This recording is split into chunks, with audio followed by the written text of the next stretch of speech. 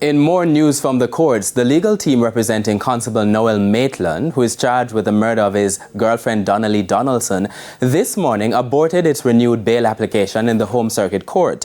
When the matter was called up, the prosecutor told the court that the defense, in a letter dated November 9, indicated that it will not be pursuing the application and will be focusing on the completion of the case file for trial.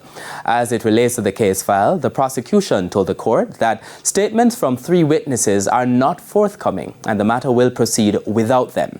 In the meantime, the prosecution is to disclose the list of witnesses it intends to rely on within the next 14 days. Mr. Maitland was subsequently remanded until January 17, 2024 for a plea and case management hearing.